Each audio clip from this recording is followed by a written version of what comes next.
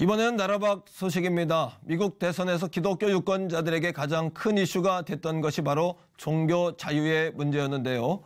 최근 한 모임이 만들어졌는데 여기에 속한 구성원들은 그동안 신앙 문제로 불이익을 당했던 이들이라고 합니다. 미국에서 전해온 소식입니다. None of these folks thought living their beliefs through their business would make them criminals in the eyes of the law. And these Christians are spreading the word of how an aggressive gay rights agenda can threaten livelihood, savings, and even freedom. As more and more cases like those involving these panelists happen, Christians all across the country have to ask themselves, do we all need to worry? Spokane, Florida's Baronelle Stutzman faces losing everything. Washington State is trying to take all her assets because she refused to do the flowers for a longtime customer and friend's same-sex wedding. Whether you're Christian or not, you have to be very much aware that the government is coming in trying to tell you what to think, what to do, how to act, what to believe, what to create. That is not a free America. And they can come in and bully you into an agenda. We do not have a constitution. At this Washington, D.C. gathering, Stutzman was asked why she wouldn't take a settlement offered by Washington State.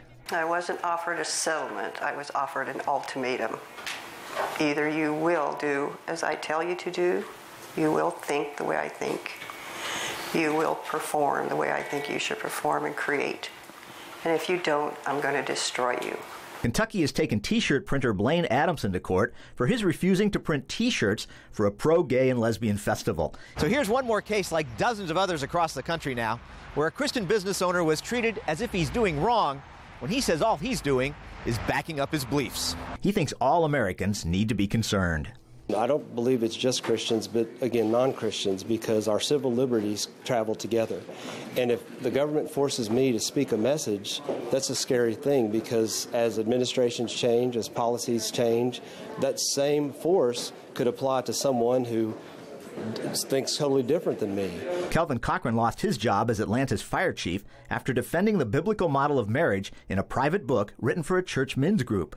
Regretfully, we're seeing a trend to where if you openly live out your faith, it could actually cost you your career or your business. These owners of a Phoenix art studio are fighting a new city ordinance that could jail them if they ever refuse to do art or calligraphy for a same-sex wedding, or even publicize why they wouldn't. Their lead attorney, John Scruggs. And it's very scary when the government has the power to tell a business or really anyone, you can post this statement on your website, on the internet. You can't post that statement. Carrie Kupek represents Colorado baker Jack Phillips, found guilty by the state Civil Rights Commission for refusing to bake a cake for a gay wedding. And they compare Jack to perpetrators of the Holocaust and slave owners. This was extra upsetting because Jack's father had fought in World War II and was part of the D-Day invasion. Jesus has promised us that this kind of thing would happen at some point.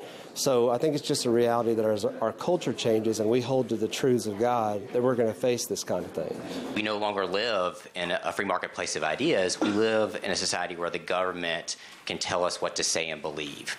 So that should be concerning for not just people of faith, of all faiths, but people of all beliefs. But all these Christians say in this decaying culture, it's important to make stands like they have. Jesus specifically said, if you deny me publicly, I'll deny you before my Father in heaven. So when we have to make a choice according to the way I was raised, when you got to make a choice between your faith and your job, you choose your faith. Paul Strand, CBN News.